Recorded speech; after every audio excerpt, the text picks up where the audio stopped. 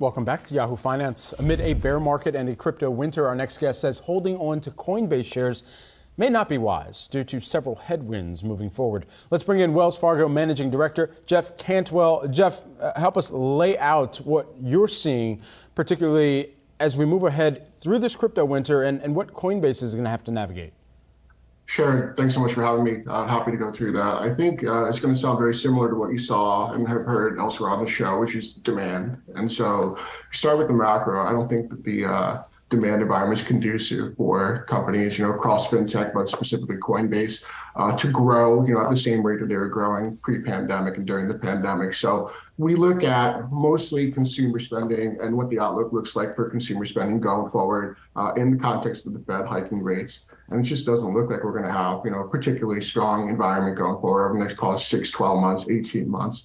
Underneath that, if you look past, over the past summer, crypto winter was impacting this space, particularly in the aftermath of Celsius and Terra. So we had a number of, sort of data checks that we've been doing on the back end of our side. We saw retail volumes were down by over 60% last quarter. This quarter, not looking too great either. We think there's going to be north of a 50% decline in revenue from the retail side, which is really what Coinbase needs to, to get the meter going on the profitability piece of its business model. So overall, we're a little less constructive, I would say, than the consensus here.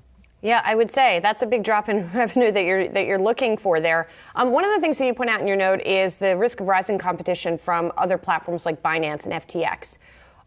What is it that, in the eyes of people who are trading this stuff, makes Binance and FTX more attractive than a Coinbase? Like, what are the relative propositions for traders? It's a great question, and I think it's important to note that timing is everything, right, in the industry. And so, if we were looking at Coinbase in 2016, 2017, you would have a great Fed tailwind behind the company as it was kind of going through a very positive federally driven environment, but also underneath that you'd also have less competition. Coinbase really was innovative at that time, and so it had open runway for growth. At this point in time, what we're seeing from FTX and from Binance and from others, including Robinhood, where we saw last week, is there's a number of competitors that have really come into the space, and what that's doing is it's making it harder for Coin to differentiate itself. And that's the piece that we're most focused on right now, particularly given the macro environment. So I think overall what you're starting to see is share losses for Coinbase. It lost about 130 basis points of market share over these past 2 quarters. And so we think that, given some of these pricing changes that Binance and FTX and others have been making to get lower cost pricing into the equation for the retail side of the business, that's ultimately going to be pressuring Coinbase and making it harder for them to grow from here.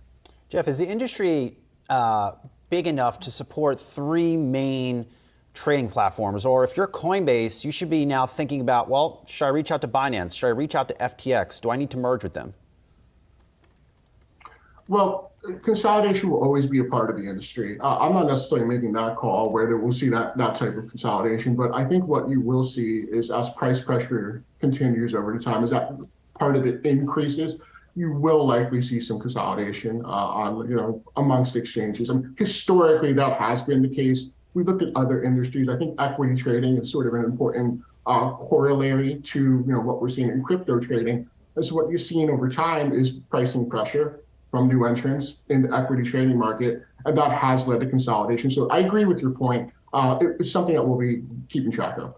Coinbase also has a part of their business that directly revolves around staking. And so for this period of time in a crypto winter, what does that change in terms of the calculus around how much their revenues that are coming in from their staking business will actually look like, and the people that are willing to, the number of holders, if you will, that are willing to stake their cryptocurrency, and what that means in revenue for a company in Coinbase?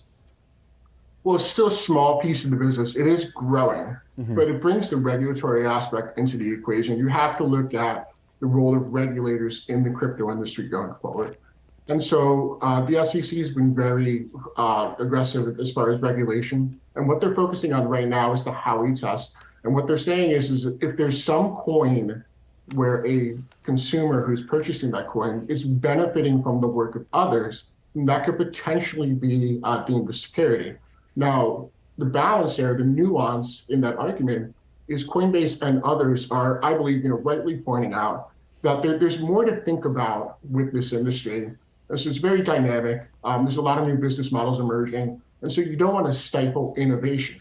So that's a very valid point. And we kind of take that as this is an ongoing conversation with the regulators. But ultimately, from our perspective, staking does seem very similar to a yield product, as we've seen in the financial industry.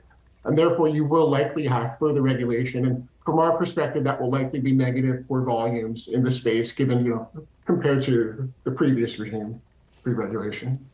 Well, Fargo analyst Jeff Cantwell with the big call on Coinbase. Good to see you. We'll talk to you soon.